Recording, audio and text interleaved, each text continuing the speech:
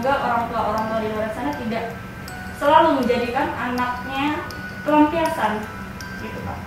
Jangan jadikan anak itu pelampiasan. Anak juga tidak ingin dilahirkan dari siapa dan anak juga tidak bisa memilih gitu loh. Kita bisa lahir dari rahim siapa gitu.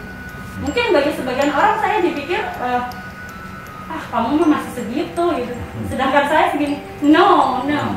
Don't compare your don't compare your mentality. That's why kenapa saya ingin improvement. Saya ingin diakui. Saya ingin dilihat. Dan sekarang semua orang melihat saya. Dan sekarang semua orang menyaksikan saya, mengenali siapa saya.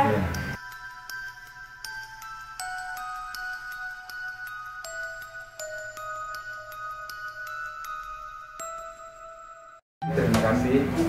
Saya Isan Khairul hari ini dapat kesempatan bertemu dengan Siska.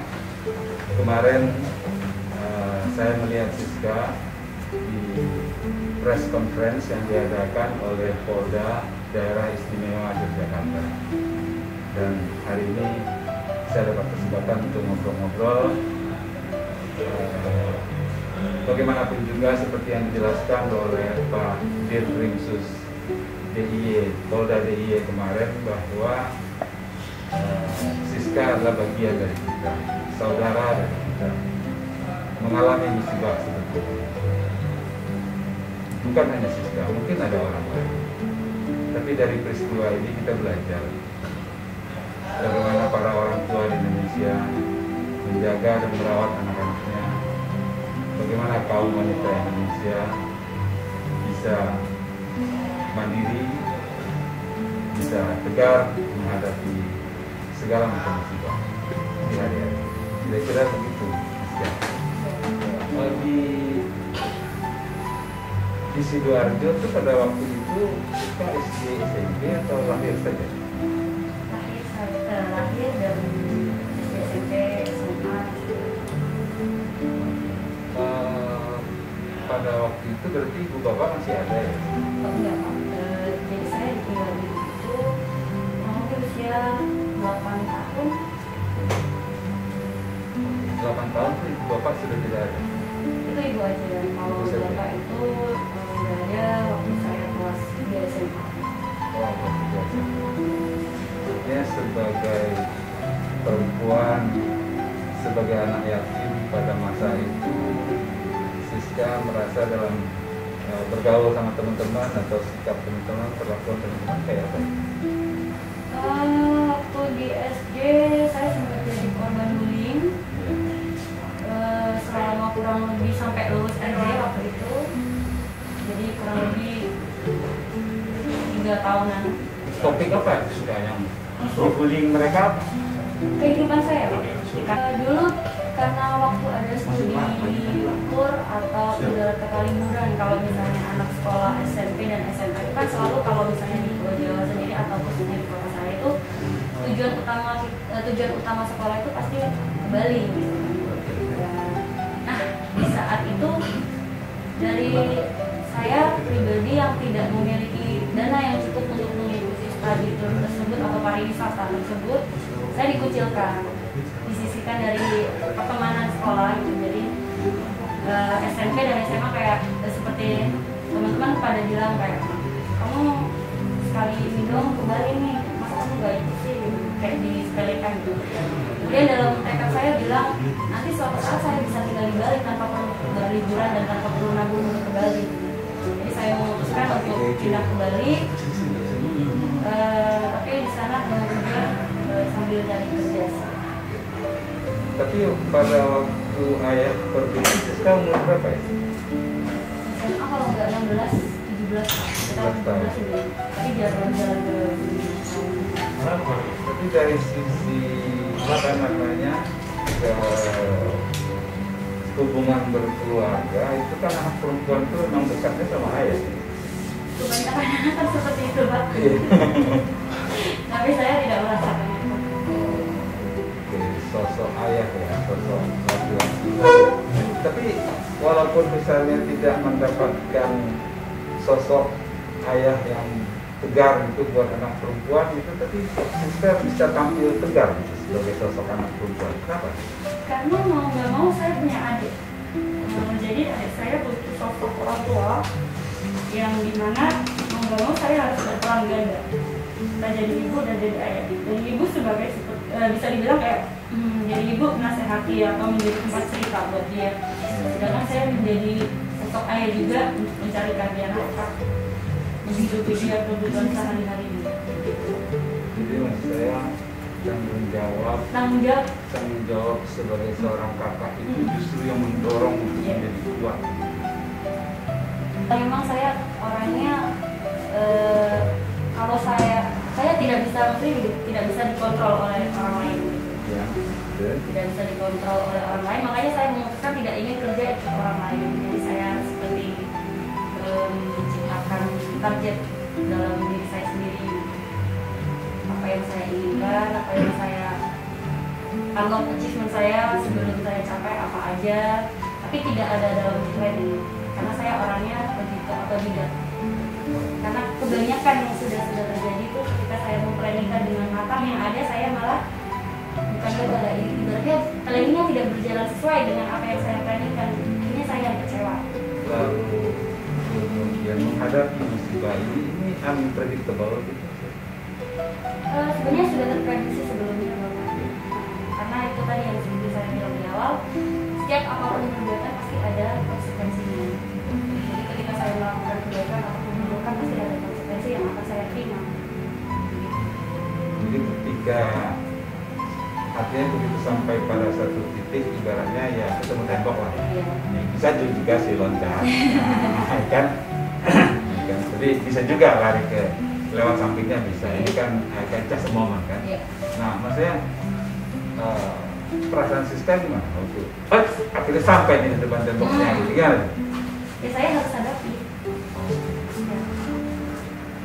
Jadi yang kemudian muncul di kepala begitu. Wah, maksudnya apakah semua merasa bahwa akan berhenti atau berhenti sejenak? Akan berhenti. Kalau udah nyampe tembok, mungkin kita harus putar balik atau membangun pintu di tembok tersebut, dalam artian pintu dan ruangan yang baru yang akan kita wujudkan nanti. Oh, ini bukan track yang tepat kan? Iya, ini bukan jalan yang tepat. Selama ini ternyata jalan yang saya lalui untuk ternyata tiba-tiba ada tembok depan perjalanan hidup saya tadi salah. Artinya saya diingatkan oleh Tuhan untuk ini jalan yang benar, setelah ada tembok ini bakal ada pintu kok. Jadi kamu sabar dulu gitu. Di tembok ini kamu sabar dulu sama saya. Ibarat apa Tuhan bilang seperti itu sama saya. Nanti akan aku kasih pintu yang baru untuk kamu untuk melangkah ke ruangan yang baru untuk kamu. Jadi seperti itu dalam pikiran saya. Ada satu orang bijak bilangnya dia penulis buku change, perubahan. Iya. Berubah. Jadi ada kata-katanya begini. Pertama, kita tidak bisa menyelesaikan persoalan kemarin dengan rumus hari ini.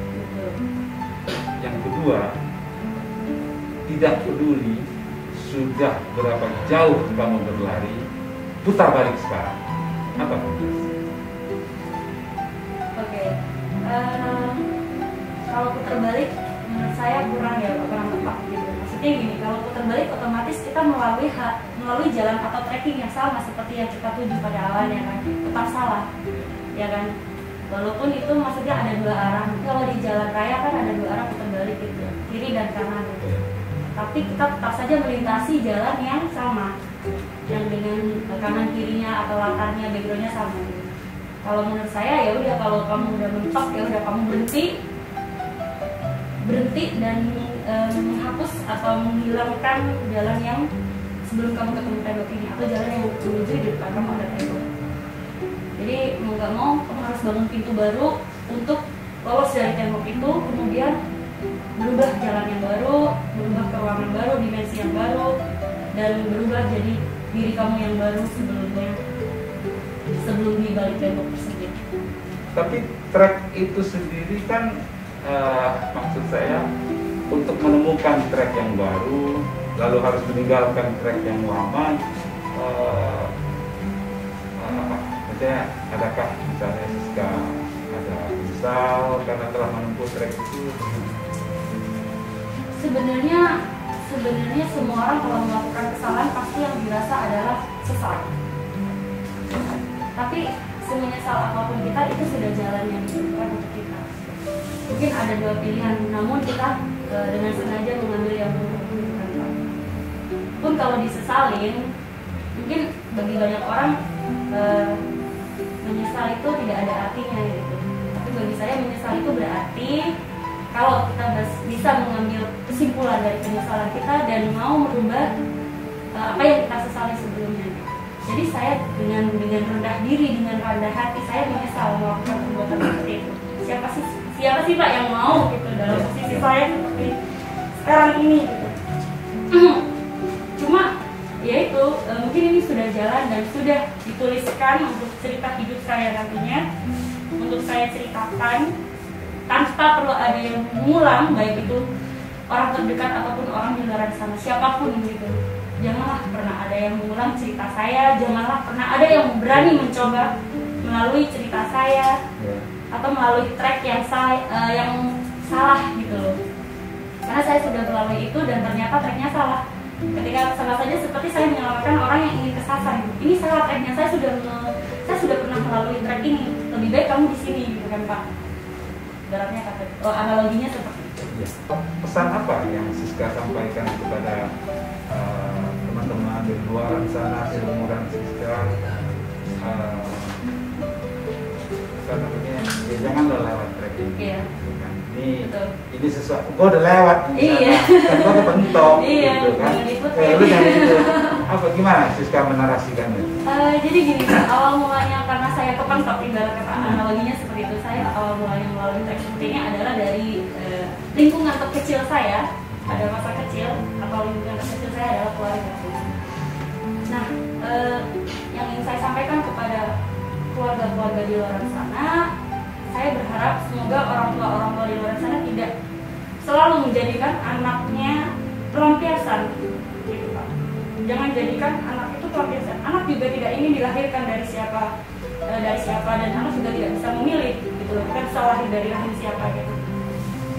Intinya jaga rumah tangga gitu, dan untuk pasangan suami istri atau partner hidup itu berusaha setia dengan pasangan kalian agar anak melihat itu juga tidak berdampak buruk bagi kesehatan mental anak juga. Kemudian tekankan pada anak-anak kalian sebagai orang tua, tekankan jangan pernah membuli, jangan pernah membuli atau jangan pernah merasa bangga kalau kalian bisa menindas atau mendiskriminasikan orang lain seperti itu, karena itu dampaknya sangat luar biasa. Karena kita juga tidak bisa membandingkan kesehatan mental orang lain dengan orang lain gitu. Membandingkan kesehatan mental. Betul. Mungkin bagi sebagian orang saya dipikir kamu mah masih segitu gitu. Sedangkan saya segini. No. Don't compare your don't compare your mentality. Jadi pukulan mental merasa diremehkan. Ini kan menjadi orang yang terhina, yang dipandang dari keluarga rendah, itu sangat dicekam. That's why kenapa saya ingin improvement, saya ingin diakui, saya ingin dilihat, dan sekarang semua orang melihat saya, dan sekarang semua orang menyaksikan saya, mengenali siapa saya. Seperti itu. Di hal lain dalam kondisi kayak gini dengan adik gimana? Sejauh ini saya belum bisa komunikasi sama pihak keluarga karena memang terbatas ya Pak. Karena kemarin juga masih dilakukan penyidikan dari apa segala macam hingga press release. Jadi sejauh ini mungkin pihak penyidik atau pihak Polda DIY sudah melayangkan surat keterangan bahwasannya saya di sini begitu. Mungkin orang tua sudah, maksudnya pihak keluarga juga, mungkin pihak keluarga sudah mengetahui dan juga sempat ramai di televisi atau pemberitaan gitu. Mungkin sudah paham, cuma memang belum bisa datang atau belum bisa berkomunikasi langsung secara kalau saya mau bertemu dengan adik saya Siska, gimana caranya? Lebih baik jangan gitu. Oh, kenapa? Iya, karena saya takut dia mungkin juga shock gitu kan, kaget daripada nanti dia makin terpikirkan apa bagaimana. Mungkin saya juga tidak ingin keluarga saya diekspos, mohon maaf begitu. Jadi karena ini perbuatan saya, tidak ada yang salah dengan keluarga saya yang saat ini, maksud saya, dan adik saya, mungkin keluarga dekat saya yang tidak tahu apa yang saya lakukan di luar sana gitu. Jadi saya harap untuk media atau apapun itu, untuk orang-orang atau masyarakat di sana, jangan judge keluarga saya yang sekarang, karena mereka memang pure tidak mengetahui perilaku saya. Mereka hanya tahu siapa saya tanpa mengetahui bagaimana aktivitas saya di luar sana. Jadi saya harap tidak mengekspos pihak keluarga saya. Kalau mau ekspos cukup saya aja. Dan saya percaya Siska akan, ya, so far akan melewati ini dengan baik. Dan mudah-mudahan ini menyadarkan banyak pihak bahwa pada saatnya kita kepleset, pada saatnya kita bangkit. Iya, betul. Saya kira cukup. Terima kasih banyak. One day saya akan datang lagi. Terima kasih. Tapi saya suka yang buat experience yang bagus. Oke, cukup lama berbincang dengan kita dan asyik. Kenapa saya bilang asyik? Karena kita menemukan sari hidup yang sesungguhnya, dan bahwa orang boleh mengalah dari konflik yang dihadapi dalam kehidupan sehari-hari. Tapi kita tidak boleh kalah. Kita harus terus bangkit, belajar dari penyesalan, tidak terpuruk karena penyesalan. Untuk apa? Karena kita agent of life. Ya, kita agen perubahan dari hidup ini. Dan Siska sepakat bahwa mari kita belajar dari persoalan hidup yang kita hadapi sehari-hari. Tapi semua itu haruslah kita tempatkan problem hidup ini sebagai lahan yang subur untuk menumbuhkan harapan. Terima kasih.